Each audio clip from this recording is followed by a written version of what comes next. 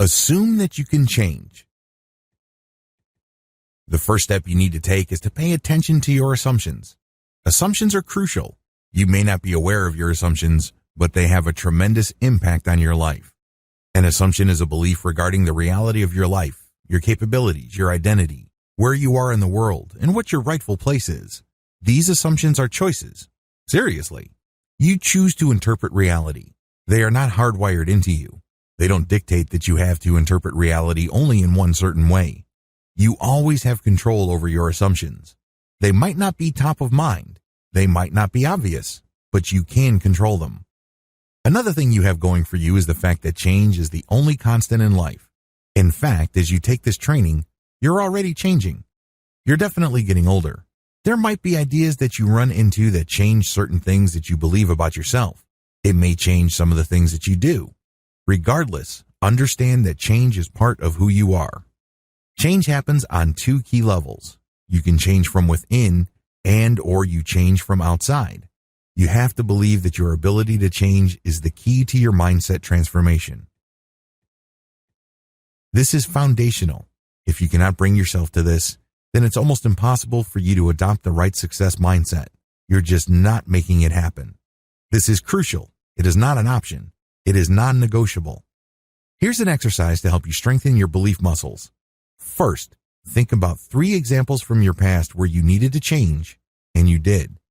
Maybe one day you do not really feel excited about jogging in the morning, but you know you're gaining weight and you need to run every morning.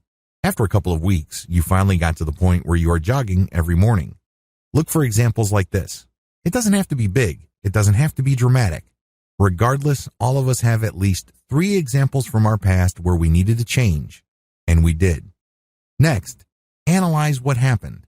Pay attention to what prompted the change. Why do you feel like you had to do it? What circumstances were present? What was your situation like?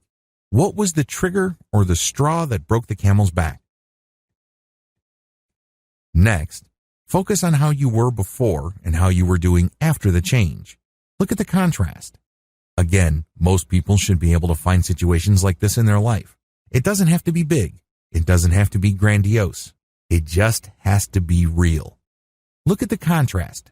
Now ask yourself, what do these experiences teach me about myself? Am I the person who waits until the last minute and disaster is only around the corner for me to make a bold move?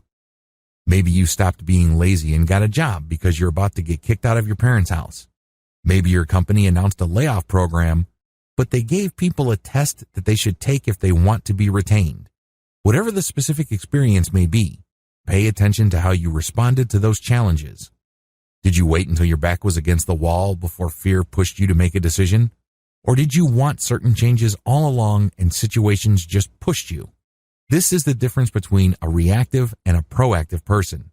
There is no right or wrong answer. Either you're born reactive, which means you are motivated primarily by fear or loss, or you are a proactive person, one who is motivated generally by gain. Regardless, if you are a reactive person, dwell on what you can lose in your life if you don't push yourself to change. If you are proactive, focus on how much better your life would be and how awesome it would be to experience your dreams if only you allowed yourself to change.